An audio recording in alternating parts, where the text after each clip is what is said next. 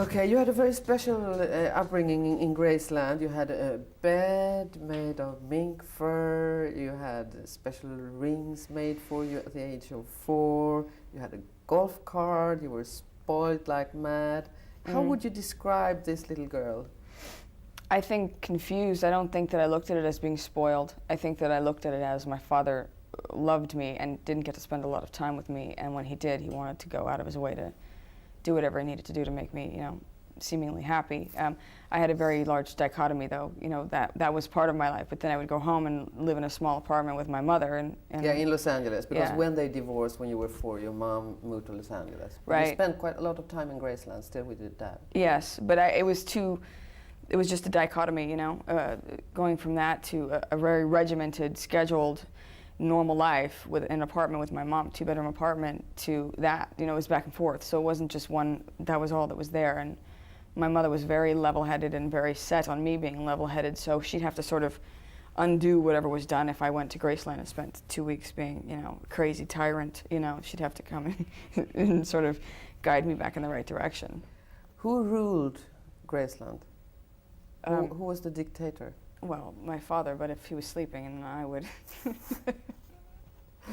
Somebody told me you were very good at, you found a very smart way of telling people that if you don't do what I say, I'm going to tell my dad and he's going to fire you. They hear these stories a lot when I was a kid. There's one that one of the cooks just recently told me. She said, you came in the kitchen one day and you said, she made a chocolate cake, and she said, and I wanted to eat it. She said, you can't right now. Your father said, no, you're going to have dinner. And I said, you're fired, get out, this is my house. And I was, that was an element, it was a phase, it didn't last, but I did go through it. Because I think you had a pretty rough time. Your mom has told that a story about when she wanted you for a photo together with your mom and dad, and you were crying, you didn't want to leave your nurse. And then she realized that you had been so much with your nurse, so, you weren't even at ease being with her. Right. So you must have been very lonely. I was, yeah. She was, I remember her very well. Sweet Japanese lady, and I was very attached. I was very heartbroken when she got rid of her. I couldn't believe it. But they were very busy then, and yeah, I was. Most of the time I would be in my room listening to music, not really wanting to play with friends. Music was everything. I had a little 45 and records, and I just listen, And how did you perceive all this fame thing, and fans, and people trying to climb over the fence? And it's funny because I just adapted early and didn't have any kind of, didn't know any different. When I see pictures of you from when you were growing up, you don't look very happy. Why? I don't know. I was sort of I don't know. I was very deep as a kid. I had a lot of questions about life. Exposed to death very early. Not really a kid that was interested in being materialistic or celebrity or super, I was very sort of spiritual at a young age, wanting to know deep, dark questions about life very early on. Didn't have them answered yet, so it's sort of purposeless, not quite understanding how things worked. Alone a lot. Music was a huge part of my life, so that's what would get me through things. And you saw your father slowly go towards death, becoming more and more sick. How did you perceive this as a little child? I don't know. I just knew. So you have a 14-year-old daughter, and when you were 14, you had already been going on drugs for like a year or so. No, I started with drugs 14, 15. Okay. Yeah. But you tell your daughter about this. Yeah, she knows. Yeah. And what does she say? What did you take? What do you, what did that do and why? And I had to explain, this was like a phase that I went through, and it's not something that I wanted to do, obviously, but I also know that people were telling me don't do it, and you do it, and I tried to explain that, I did it amongst others, and I was fortunate, and other celebrity kids particularly were doing it that I knew, and I came out of it. That's not always going to happen, A lot of those people are dead now. I'm going to quote just a few sentences from different songs on the album. I seem so grim, worms are crawling on me. I'm just a son of a bitch. It's definitely my fault. I've hurt you again. I'm your disease. I was wrong. I'm so mean. I broke up my family. The guilt is never gone. Hello. Hello, how are you? This is you. This is, you're pulling out, like, you know, Yeah, this but is, they're your songs. Yes. I pull from, songwriting is cathartic, therapeutic for me, so I pull from pain. I respond to music where someone's really sort of purging emotionally. So I do, and I've been writing since I was 23, sort of to get myself through things. And I can say that I go for it when I'm writing. You know, I definitely go there. But I mean, is this picture you seem to have of yourself, is this the way you feel about yourself? Each song is from a different part of my life, so they represent something I went through or felt. And I'm sure that, you know, at the time I probably felt that way. That doesn't in any way signify my normal state of mind or my normal well-being. You were kind of quiet about yourself earlier on, but still people had this image of you. What image was that? Oh, the image. This is a tabloid, sensationalistic, you know, sort of image kind of funneled on its own, out of control, because I would never say anything. So for years, you know, it's tabloid, who I was married to, what I've done, or, you know, silliness, basically. But it, you know, stacked up over 30 years, it was a lot. So when I put the record out, it's like I have to combat all of that in one shot. So it was a little overwhelming on that front. You talked about your life as a fishbowl life. Can you explain what that is? You know, it's just everyone can see from a 360-degree view of whatever's going on around you in your life. So I don't necessarily think it's always been that, because I've been able to keep away and sort of move. You know, I haven't really been out there till now.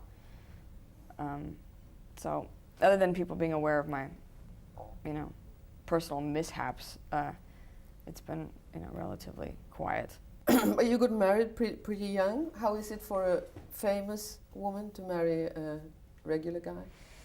That's been the biggest dilemma, I think, and that's kind of been what's been being displayed, I guess you could say, is that's always difficult, because they can be very talented, beautiful people, spirits, and then, you know, get with me and get overwhelmed by the fact that I have the money or the fame or the celebrity, and they lose their identity, and their ego goes down, and there's resentment. That's a problem. So then I go to the extreme opposite, trying to figure out, okay, no, this person's more famous or as me, and then that has its drawbacks. So it's been, you know, it's not easy either way. There's got to be something in the middle, you know. But do you think it's harder for a famous woman to marry a regular guy than the opposite? Yes, Why? absolutely. Because it's not natural. It's not the way things have been set up, you know. So how are things been set up? Men tend to want to be the provider, and instinctively, and understandably so. So it's a little difficult, and being with a woman who is that, you know. But the daughter of the biggest rock icon ever marries the biggest pop icon now living. Was that a coincidence? I felt like it was I should do that, because it seemed more, maybe that's what I should be doing, instead of taking these dear souls and making them feel like they're nothing when they're a lot, you know, when they're very talented on their own. I was tired of doing that and raking them over the coals. Not me, but just the whole situation, you know, of them being used to get to me, or everything being about me. So that's not fun for a man. So then you thought, when you met the pop icon Michael Jackson, how did you think when you fell in love with him? He's very different than he was, you know, he presents himself to be in public. I think we had different lives, different circumstances, both of us, and sort of connected based on that fact. And it kind of went from there. There was a click. We started talking and immediately related to one another, and it just kind of went from there, because, you know, raised differently and had different circumstances presented to us in life. So there was a connection based on that, and didn't necessarily think it was going to go romantic, but it did. You know, seemingly all fine, and real, and then, you know. Were people questioning your relationship with him from start? I mean, your friends and your mom? Yeah, people weren't really into that one. I mean, they were trying to, you know, say certain things about it, but I you know, I needed to figure it out on my own. Because he was writing this sex abuse scandal and Yes. things. So what Yeah. did people say to you? Mostly my mom was just like, you know, look at the timing of this and don't be stupid. And But how did you, I mean, did it have anything to do, I want you to explain, because for me, when I read that article, I suddenly understood the way you'd been reasoning, so I want you to tell me. How did you reason about, I mean, you'd been married to a regular guy, it didn't work. You meet Michael Jackson, you fall in love. So how do you think about this? so in that way, I think, you know, I can be in a situation where someone's more famous than I, or as famous, or a huge icon, and then I can sort of have my position as a female.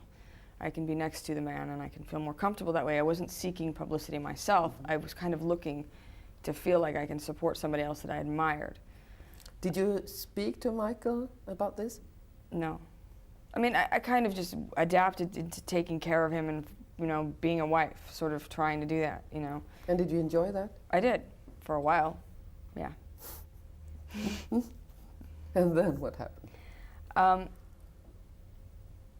I don't think it was at all appreciated, and it sort of started to just dwindle out of control, and it went to hell in a handbasket, basically, yeah. But, you know, we both, I'm not going to point fingers and all that, but it just didn't work. Do you regret it? It sort of stigmatized me, you know, without my knowing about it. So I regret that, you know, immediately. It's that whole, what is it with you?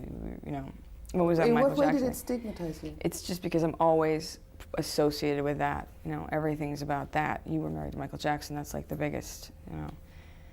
And it turned me into a freak. So you divorced? And then what happened? I was quiet for about a year, and I fell apart physically for a while, and then I sort You of... fell apart physically? Yeah, I just had a lot of things happen physically. You were sick? I mean, you know, just my body was breaking down. Sounds very serious. Yeah, it was like that for a couple years, and then So it was really a very, very heavy thing for you, this relationship? yeah, it was very stressful, and it sort of had an after effect. You know, I got out, and then 4 days later, I started having chronic panic attacks, and just my body just freaked out on me, and you know. Did you go through therapy? No, I'm a Scientologist, so. But did that. And when you're a Scientologist, you don't do therapy? There's a form of counseling, but it's not the same as, you know, labeling or stigmatizing one or drugging someone. It's very different. So how could Scientology help you in this crisis after the relation with Michael Jackson? You know, it was a long process, but it happened. You know, it was long, sweeping me, mopping me up off the floor. You know, I'd made a lot of progress prior to that, and I had to do it all again, basically, is what happened. So, but what do you do? I don't know actually what you do. Well, there's two sides of it. There's a studying side, where you just read and you're studying, and it's sort of a science of life, and encyclopedia of life, and it explains a lot. And so it explains it to the point where it's actually working, not, you know, you have to believe in this, and it's this or that. So there's either the study section part of it, or there's a counseling thing that you do. It's more of a, just based on the communication and somebody sort of guiding you to self-realize things, not you know, stigmatize you or label you and evaluate you, you know. And how does it work for you? It helped me understand myself, my mind, other people's minds, sanity, insanity, the dark black cloud that seems to be looming over everybody, whatever you want to call that, you know, psychoanalysis or likes to call it the subconscious, whatever it is, it's existing, it's there. And Scientology answered that for me very well. So what that is, what it means, what it entails, and how do you get so that it doesn't control you, and what do you do, and things like that. And does it cost a lot of money to be part of that? You know, there's a course that can cost $50, $100. It depends on what you're doing. So, okay. Yeah. But then you were fine anyway, and you fell in love again.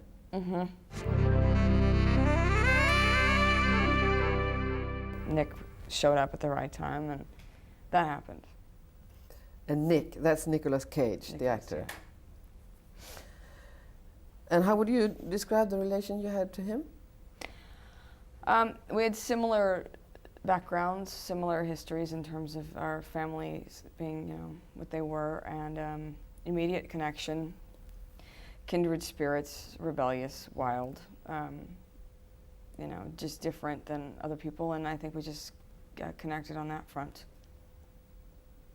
So how is he as a guy? How is he? Mm? He's great. Yeah, we're still friends. Everything's good. So you got married? Mm-hmm. But? Well, you know, we were together 2 years before we got married, so it was kind of one of those things where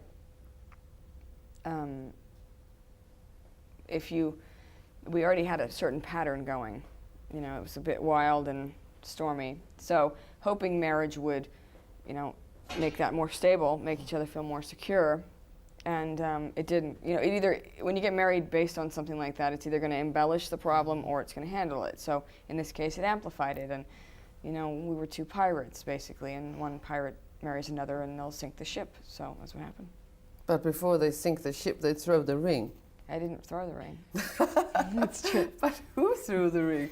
Somebody threw it. You and Nicolas Cage were on this boat. You had this expensive engagement ring. It was like more than $65,000. Right. And it fell down in the ocean. Mm-hmm. Somebody threw it. Who did it?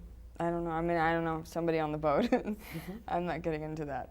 That specifically. It wasn't me. I was getting the rap for it.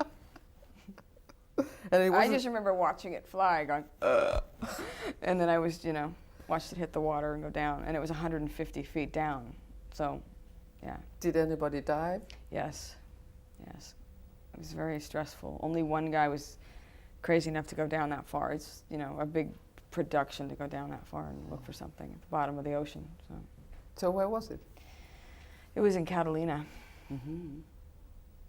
Would you say, I mean, do you see, I mean, I think a lot of people have had a lot of stormy relations. Do you think that you are worse than others, or is it just that you have all the spotlights on you? I think that I have spotlights on me. They weren't particularly that, you know, out of control, but it looks like that when you look at just that part of my life. Yeah. And the media loves, I don't know how many times I've been reading Lisa Marie's 108 days long marriage with Nicolas Cage. Oh, they love the 108 days thing. Yeah. Not 3 months, but 108 days. So next time you're going to get married, they're going to count. 58 days.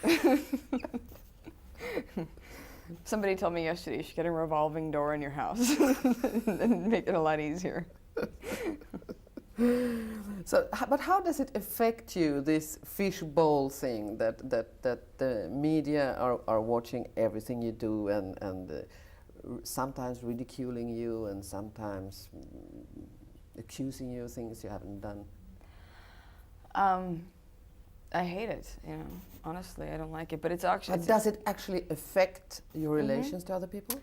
You know, it can, but I think it can if you take it too seriously. Yeah. Because, you know, the thing that affects me is when I'm with someone and they try to make it look like that's this, you know. She's with Nick because of, you know, he's obsessed with her dad or something. It's not, there can't possibly be a real connection. It's about that. Or there's some weird thing they try to put with my dad with everyone, and then they can make it into whatever they want, and that's very frustrating. This man was, you know, multi-talented, done 50 movies, won an Academy Award, I don't know what, and they had to somehow discredit it and him by putting him there, you know, like he's just an obsessed freak, and that's why he's with her. That was just horrendous. And it affected him too? It affected both of us, yeah. I was like, when I do this promotion, I'm going to set it straight because it's driving me crazy. I can't believe they actually do this with you. You know, I'm thinking I'm being with you and that's not going to happen, but no, there's got to be that because there was the movies or the, you know, things that he did before. So, yeah, which were coincidental, you know. Mm. But you also described yourselves as two 12-year-olds in a sandbox. But I find that pretty mature, you know, because you don't get very much more mature, I think, than 12, maybe 14 when you're 50, that is. Yeah. I just used to say to him, when you turn 13, let me know. And then we'll talk.